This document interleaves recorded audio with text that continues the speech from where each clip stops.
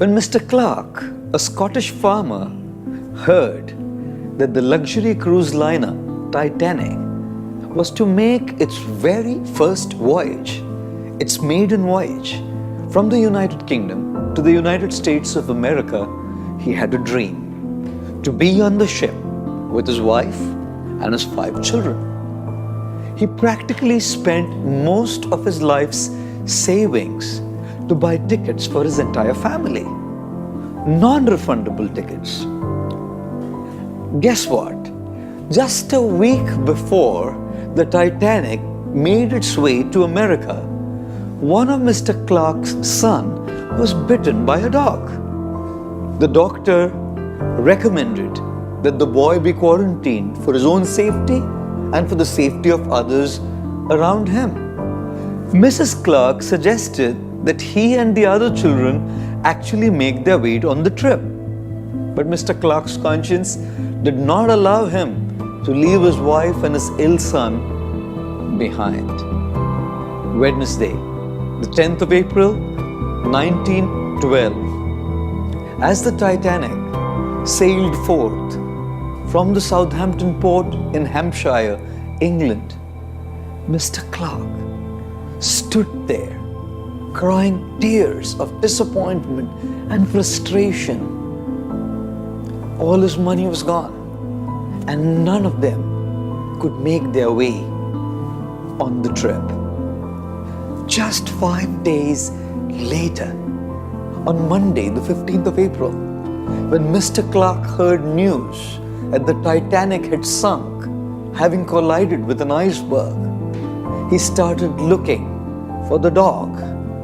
कुत्ता किधर है? कुत्ते को माला पहनाना पड़ेगा, कि पूजा करनी पड़ेगी, प्रणाम करना पड़ेगा. अगर बेटे को कुत्ता नहीं काटता, तो हम सब कट जाते. Ladies and gentlemen, isn't it amazing how many plans we make? And isn't it a reality? Not everything goes according to our plans. Even in the game of chess, we may come completely prepared with our strategy to win the game. We may even make our moves thinking that everything will go according to what we had decided and planned. The reality, however, is once we have made our move, we have no control over the moves that the opponent will make. We have no idea that the opponent has also made his or her plan. Whether it's the game of chess or the game of life, not everything goes according to what we had envisioned in our lives. This is exactly why there's a great need to go with the flow, to not be rigid about what we had decided, to learn to change our strategy as per the need of the moment. Ladies and gentlemen, adjust your plans, adapt to the challenges that life throws at you, adopt new strategies to match those of your opponent. Life, apply the greatest virtue of flexibility. Don't be rigid.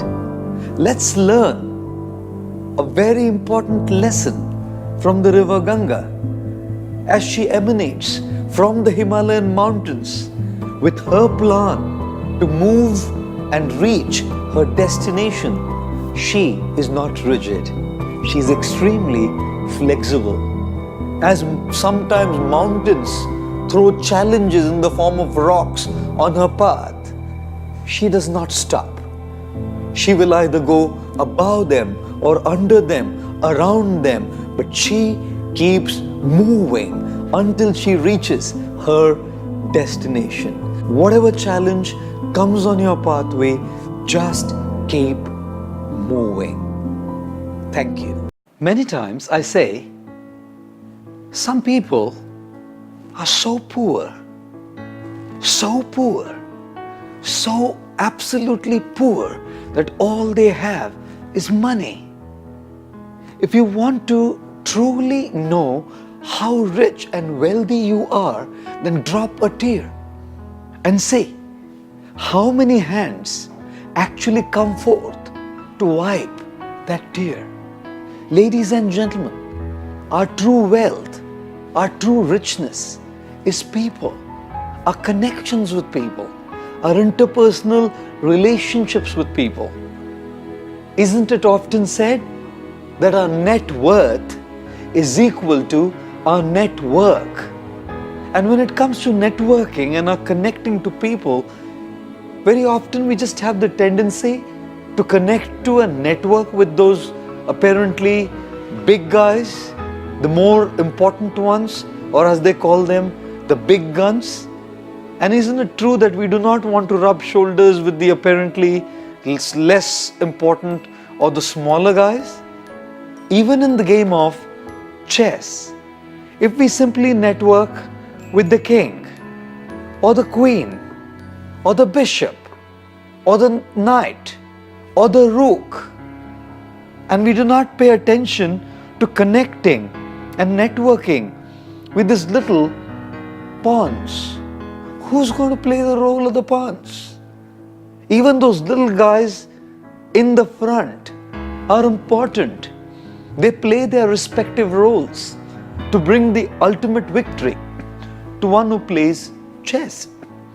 And thus, whether it's the game of chess or it's the game of life, if we want victory and success, we have to connect with people at all levels, from big to small, from president to resident.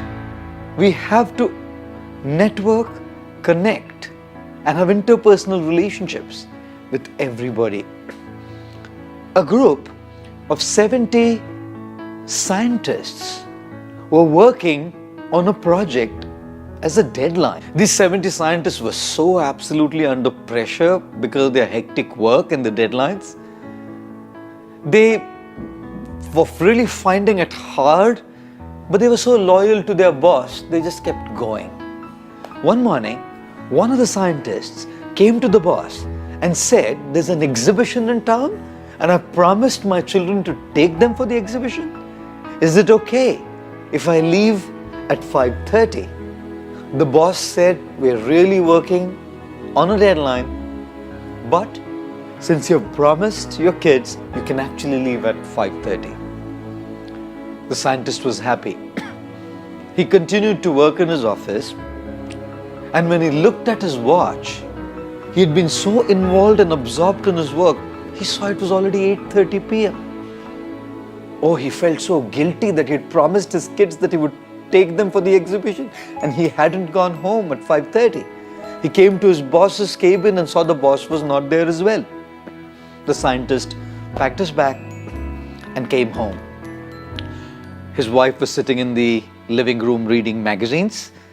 He knew that the situation was extremely explosive. Anything he would ask or say would just boomerang back. His wife looked at him and said, "Would you like to take a cup of coffee? Or would you like to go for dinner straight?" He said, "Well, if you prefer coffee, I don't mind taking a cup of coffee. But where are the kids?" The lady said, "At about 5:15, your boss came home and took the children for the exhibition. What had happened is at 5 o'clock, the boss had come and seen that the scientist was so absorbed and engrossed in his work and had completely lost track of time. The boss knew that he wasn't going to leave office at 5:30. The boss personally went to the scientist's home and took the scientist's kids for the exhibition. Now, the boss didn't have to do this again and again. Even that one time he did it and made that investment, the kind of commitment that came from all the scientists that worked under him was incredibly amazing. This is why all these 70 scientists worked with such commitment at Thumba under their able, capable, and super sensitive boss. Guess who the boss was? Late Dr. APJ Abdul Kalam, the former president of India, the mastermind behind the space research and the missiles project of India. Yes, ladies and gentlemen, greatness is not just about rubbing shoulders with the big guys. The true symptom of greatness is how we treat the apparently small and the least amongst mankind whom we work with. Therefore, if we truly want to achieve success, we must connect to the big and the small at all levels. We must treat them all with respect, dignity, and sensitivity. Cosmetics and knowledge are very similar. Both do well only when they're applied. Cosmetics, when applied, can change our looks, and knowledge, when applied, can change our life. The principles, the wisdom, the techniques that we learn from our coaches, our trainers, our gurus in our respective areas where we want to excel can only fulfill our dreams and make us successful if we apply them with one pointed attention and focus. I remember when I was a little boy, I somehow happened to discover the power of a magnifying glass. I called one of my friends and I told him that I'm going to show you the magical power of a magnifying glass. I remember sitting in the sun with him, taking the magnifying glass and focusing the magnifying glass on the backside of his palm. And the more pointed the focus became, this guy yelled because it burnt his hand. When the same sun's rays are focused through a magnifying glass, they have the potency to burn your hand, they have the potency to burn a piece of paper. When the same sun's rays which are scattered are focused through a solar panel, they can heat water, they can cook food. Ladies and gentlemen, when our mental energies are scattered and all over the place, we may have knowledge that our coaches and trainers give us, but we cannot actually see that knowledge bring success to us. Just like a magnifying glass, we have to minimize all distractions and bring that one pointed focus to be able to achieve success, whether the game of chess or the game of life. What we learn will only bring us success when we minimize our distractions, focus, and apply ourselves 200% to what we have learned. When Tiger Woods, the famous golfer, was asked, "What is the secret of your success?" Tiger Woods said 3 words: practice, practice, practice. And what's the practice all about? The practice is all about minimizing the distractions and maximizing our focus. When we minimize all the distractions and maximize the focus, whatever we do in our lives, whether it's a sport, whether it's academics, whether it's spirituality, whether it's personal life and discipline, whatever we do in our life, we will certainly achieve success in that particular area of life. Virat Kohli did not hit a sixer in the maternity ward.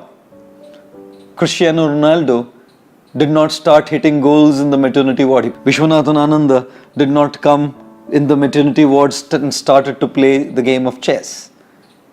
They got trained under an expert master, a coach. They minimized their distractions. They increased their focus. They practiced. They applied themselves. And this is why they excelled and came to the level of success that they are experiencing today. Recently, a gentleman asked me You travel so much. You're constantly on the go. You're moving around all over the place all the time. When do you actually prepare your lectures? I told him, preparing a lecture is not a very big deal. I read so much. I hear from my colleagues. I interact with people so much. And on all my travels, I get so much experience. Don't they say that the best stories of your life are found between the pages of the passport? You put all of this together, and within a short while, you can prepare a fantastic talk. So realistically speaking, working on a talk is a very small part of the deal.